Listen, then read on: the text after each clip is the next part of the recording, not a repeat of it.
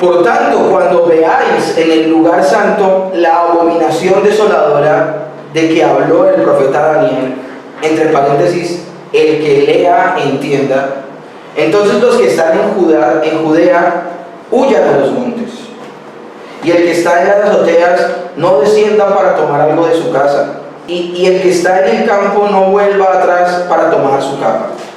Mas hay de las que están en cinta y de las que crían en aquellos días. Orad pues para que vuestra huida no sea en invierno ni en día de reposo, porque habrá entonces gran tribulación, cual no la ha habido desde el principio del mundo hasta ahora, ni la habrá. Y si aquellos días no fuesen acortados, nadie sería salvo. Mas por causa de los escogidos, aquellos días serán acortados. Entonces, si algunos os dijere, mirad, aquí está el Cristo, o mirad, allí está, no lo creáis, porque se levantarán falsos cristos y falsos profetas y harán grandes señales y prodigios, de tal manera que engañarán, si fuera posible, aún a los escogidos. Ya os lo he dicho antes. Así que, si os dijeren, mirad, está en el desierto, no salgáis, o mirad, está en el aposento, no lo creáis, porque como el relámpago que sale del oriente y se muestra hasta el occidente, así será también la venida del Hijo del Hombre, porque donde quiera que estuviera el cuerpo muerto, allí se juntarán las águilas. Amén y amén. Hemos comenzado desde el capítulo 24, el verso 1, hablando del discurso escatológico del Señor Jesús. Lo hemos llamado el discurso escatológico del Rey. Hemos dejado claros dos términos: escatología, que significa la doctrina de los últimos tiempos o de los tiempos postreros. Postrero significa último. Y también hemos dejado claro el término parousia. Y cuando hemos hablado del término parousia, hemos hablado que significa la segunda venida del Señor. Término que el día de hoy, dentro del sermón, hablaré un poco más puntual desde el griego y desde algunos textos de la Escritura. Porque como significa algo general, también significa algo particular. En este caso, la segunda venida de nuestro Señor Jesucristo. Y es importante también aclarar que dentro del tema de la escatología hay diferentes posiciones acerca de los eventos de los últimos tiempos. ¿Cuáles son esos eventos de los últimos tiempos? Esos eventos de los últimos tiempos son la gran tribulación, el milenio, la venida de Cristo, la resurrección de los muertos, la glorificación, la condenación y, por obvias razones, el juicio eterno.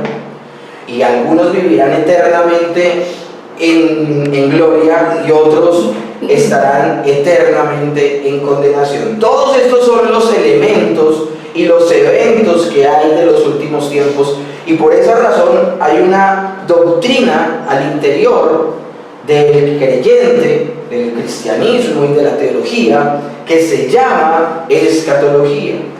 La postura que tenemos nosotros, que nos parece la más ortodoxa, que nos parece la más ceñida a las Escrituras y que no las lleva a acomodarla como hacen otras posturas, es el amilenialismo. Esa es la postura de esta iglesia, esa es la postura con la que estamos abordando este tema, y me parece que actúo de manera honesta a nivel intelectual al decirles estas cosas, al decirles esto. Ahora, ustedes se van a dar cuenta que el flujo de información que se va a dar aquí, el flujo de material que se va a estudiar aquí, va a ser completamente ceñido a las Escrituras. No podemos ni quitarle ni abonarle nada a lo que dice el texto. Y eso es lo importante que quiero que resaltemos el día de hoy. ¿Cuál es la diferencia que hay entre abordar este texto que tenemos aquí enfrente y un texto, por ejemplo, de Apocalipsis que habla del mismo tema? Bueno, lo que estamos viendo aquí delante de nosotros, por ejemplo, este tema desde el verso 15 hasta el 28 habla puntualmente de la gran tribulación. Es el tema que tenemos el día de hoy. La gran tribulación, como subtítulo, el dolor aumentará. ¿Y por qué pusimos ese título? ¿Por qué puse ese título? Porque la semana pasada hablábamos del tema principio de dolores. Y hablábamos de que todas esas supuestas señales antes del fin no eran señales, porque siempre se han presentado durante toda la era de la iglesia. Y por eso es tan importante que puedas ver el tema de la semana inmediatamente anterior. Todas esas supuestas señales, guerras, rumores de guerra, terremotos, pestes, hambres, se ha presentado todo el tiempo, durante todas las épocas. Porque les tengo noticias, mis hermanos. Desde la caída de Adán, vivimos en un mundo roto, un mundo quebrantado, un mundo que vive a diario las consecuencias del pecado. Y lo que nos dejaba ver el Señor en el mismo texto es que nadie nos engañara diciendo que esas son señales. Porque ¿cómo puede ser señal del fin de los tiempos algo que ha ocurrido durante todo el tiempo? Pero el Señor sí nos señala una, de todo ese listado, una que sí es una señal y que se convertiría en la primera señal de los últimos tiempos. ¿Y cuál es? La predicación del Evangelio. Y por eso quiero retomar desde lo que vimos la semana pasada para abordar el tema del día de hoy. La primera verdadera señal antes del fin es que este Evangelio sería predicado en todo el mundo.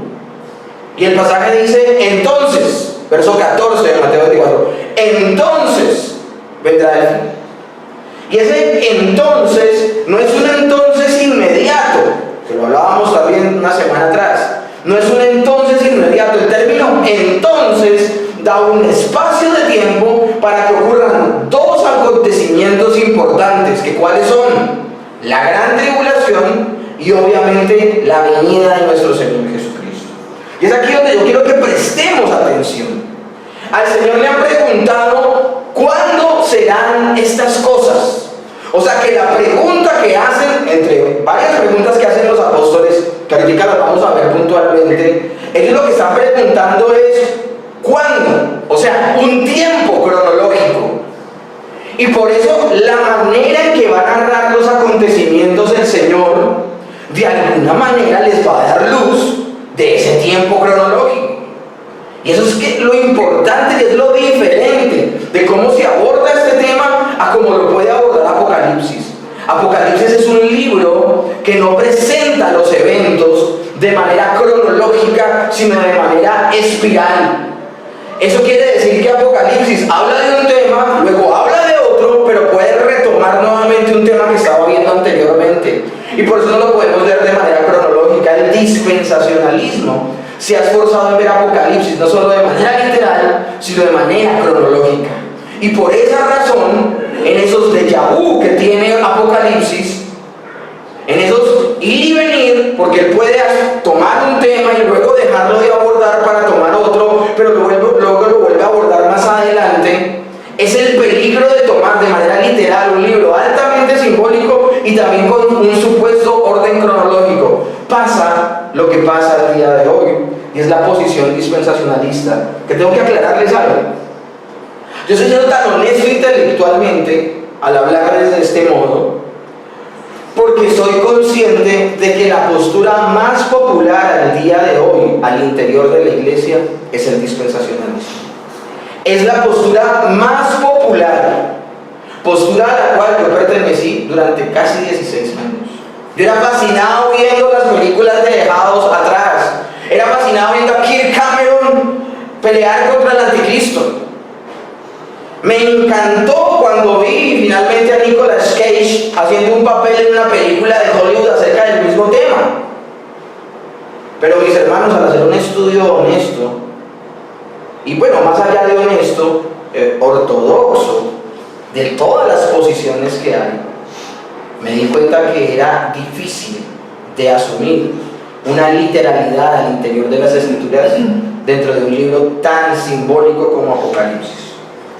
Alguien podría decir, ¿es respetable esa posición? Sí, es muy respetable. Pero aquí lo preocupante, ¿saben qué es? Que la gente ponga su esperanza en un evento que no va a suceder. ¿Como cuál? El que sean quitados antes de la gran tribulación. Y la mayoría de personas que tienen esta postura del dispensacionalismo creen, esa postura dispensacionalista, no solo dispensacionalista, sino se le llama pretribulacionista, es decir, que el Señor viene antes de la gran tribulación. Bueno, mis hermanos, si así fuera, si el Señor viniera antes de la gran tribulación, ¿por qué no lo está mencionando acá? Porque aquí pasa inmediatamente, porque aquí en el texto de Mateo 24, texto que no es simbólico en su totalidad, sino que es más lo que está hablando el Señor de manera literal que lo que está hablando de manera simbólica. ¿Por qué en ese texto no se habla de un periodo transicional donde es quitada a las personas, sino que de una vez se pasa de guerras, rumores de guerras, se pasa de pestes, de hambres, se pasa de terremotos y grandes accidentes y situaciones naturales, se pasa inmediatamente la predicación del Evangelio y luego el Señor habla de la gran tribulación? Y lo que nos vamos a dar cuenta es que el flujo natural del pasaje nos va a llevar a que después de hablar de la gran tribulación se va a hablar de la venida del Señor Jesucristo. ¿Cómo hacemos ahí? Si la pregunta que le han hecho los apóstoles es ¿cuándo será esto? O sea, es importante que entendamos que el Señor les está diciendo ¿cuándo? Y debe haber una armonía y una consonancia en todas las escrituras. El Señor no dice una cosa en un lugar y dice otra en otro lugar. Y una máxima de la hermenéutica y también una máxima para que nosotros podamos tener una buena exégesis de cualquier pasaje de las escrituras es que un pasaje más claro le da luz a un pasaje más oscuro.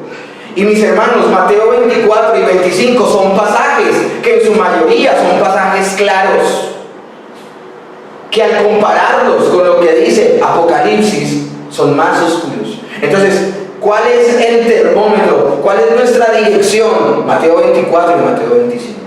Entonces es bueno asumir todo esto desde el inicio. Pero volvamos y hagamos un pequeño énfasis. ¿Cómo comienza todo esto?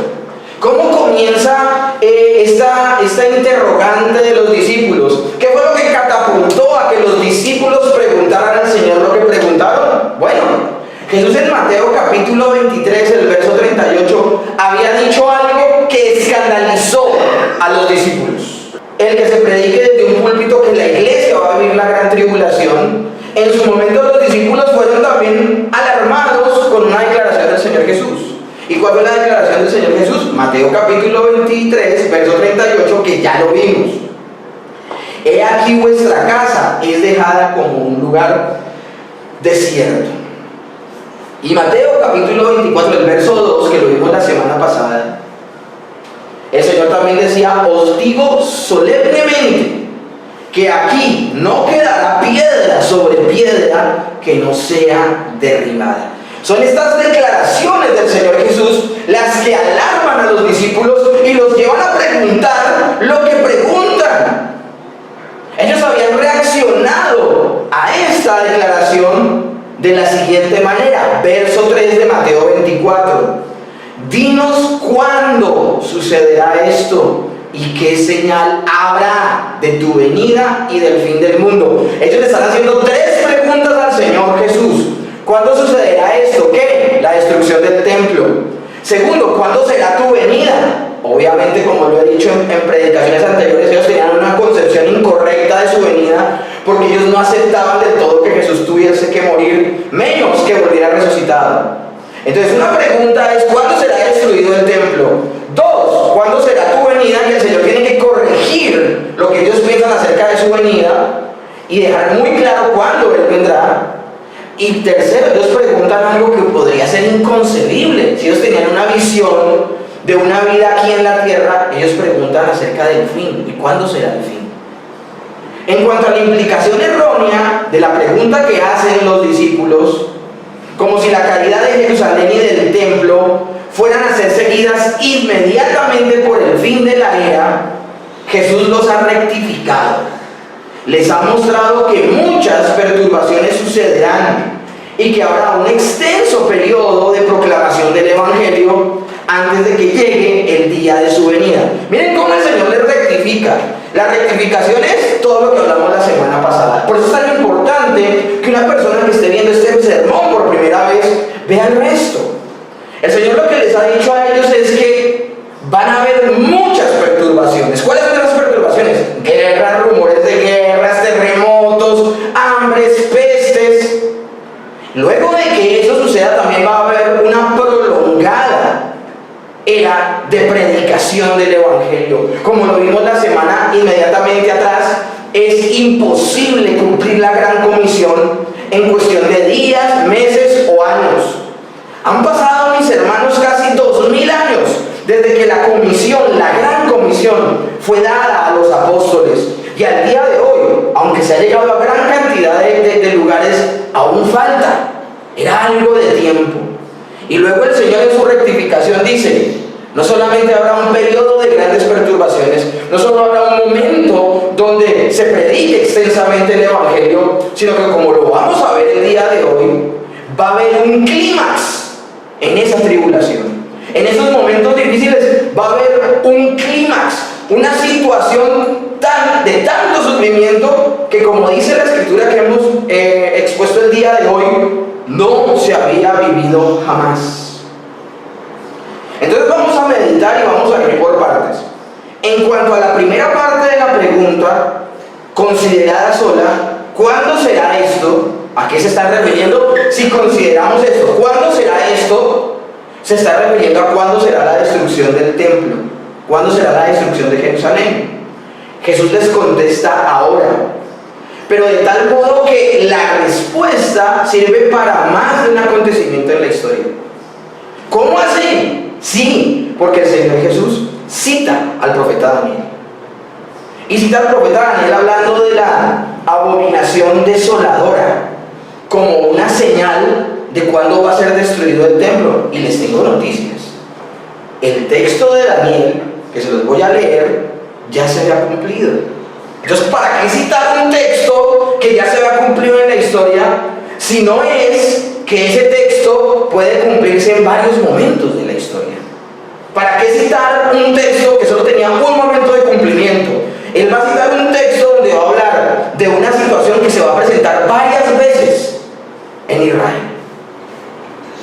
Para empezar, fue adecuado para los días en que se refirió Daniel. Daniel capítulo 11, verso 31. Y se levantarán de su parte tropas que profanarán el santuario y la fortaleza, y quitarán el continuo sacrificio, y pondrán la abominación desoladora. A eso está hablando el Señor cuando habla de la abominación desoladora. Y Daniel 12:11 dice, y desde el tiempo que se ha quitado el continuo sacrificio hasta la abominación desoladora, habrá 1290 días. En conformidad a la predicación del profeta Daniel, en conformidad a esto, Antíoco Epifanes, en el año 175, escúchenme bien, antes de Cristo, inconsciente de este cumplimiento de la profecía, erigió un altar pagano sobre el altar del holocausto del templo, contaminando así la casa de Dios. Y se llama la abominación desoladora porque se cree que Antíoco Epifanes, en ese altar que él mismo construyó, él sacrificó un cerdo. Entonces, una cosa terrible, una cosa escandalosa, una cosa abominable, pero que se cumple 175 años antes del nacimiento del Señor Jesús. Entonces, ¿por qué el Señor cita este texto? Bueno, esto había ocurrido hace mucho tiempo atrás del momento en que el Señor está diciendo esta palabra de Mateo 24, verso 15.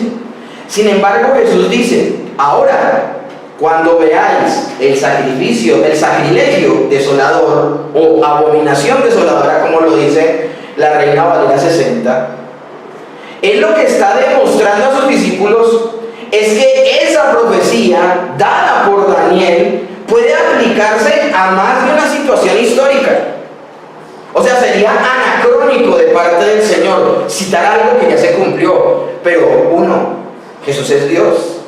Él no se equivoca, y si lo está citando es porque Él está diciendo, eso volverá a suceder. volverá a haber una abominación desoladora. El sacrilegio que trae como resultado la destrucción de la ciudad y del templo ocurre más de una vez en la historia. Mis hermanos, ya había ocurrido cuando vinieron los babilónicos y destruyeron el templo. Ahora viene Antíoco Epífanes en el 175 a.C. y hace esto tan horrible en el altar del holocausto. Bueno, que la persona, entonces el Señor dice en Mateo 24, que la persona que lea la profecía de Daniel entienda esto. Como en el pasado los lugares santos del Señor habían sido profanados, así ocurrirá otra vez en el futuro cercano. Y ocurrió en verdad. Los ejércitos romanos, con la imagen del emperador adorada por ellos, pusieron sitio a la ciudad de Jerusalén.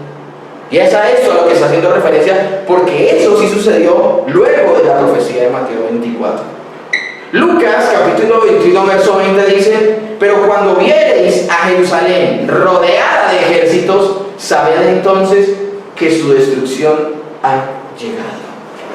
Esto era lo que era inconcebible para los discípulos. Como en tiempos de Jeremías, que no le creyeron que iba a venir un pueblo y iba a profanar la ciudad y destruir el templo.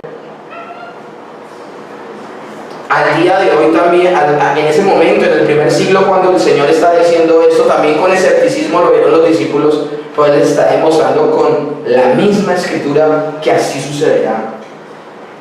Pero así como el altar pagano y el cerdo ofrecido en el mismísimo templo de Jehová señalaban hacia las legiones idolátricas de Roma, estas lamentables situaciones nombradas, tanto la de Antíoco Epífanes como la de los romanos, prefiguraban un evento en particular. Prefiguraban la gran violación final hecha por el anticristo de todo lo que es sagrado. No será solo un cerdo profanando un altar, sino será un hombre lleno de maldad, que también lo veremos más adelante, profanando, blasfemando contra todo lo que es santo. No solo contra un lugar en particular, sino contra todo lo que es santo en general. Es por esa razón que Jesús puede decir, Mateo capítulo 24, el verso 29 al 31, que eso lo vamos a ver la otra semana, pero quiero adelantarme un poco. E inmediatamente después de la tribulación de aquellos días, el sol se oscurecerá y la luna no dará su resplandor, y las estrellas caerán del cielo, y las potencias de los cielos serán conmovidas. Entonces aparecerá la señal del Hijo del Hombre en el cielo. Este texto está hablando de un orden cronológico. ¿Y dónde está ubicando la venida del Señor Jesús? Luego de la gran tribulación. Entonces aparecerá la señal del Hijo del Hombre en el cielo, y entonces lamentarán todas las tribus de la tierra, y verán al Hijo del Hombre viniendo sobre las nubes del cielo con poder y gran gloria. Y enviará a sus ángeles con gran voz de trompetas, y juntarán a sus escogidos de los cuatro vientos, desde un extremo del cielo hasta el otro. Está hablando de venir el Señor por sus escogidos luego de la gran tribulación.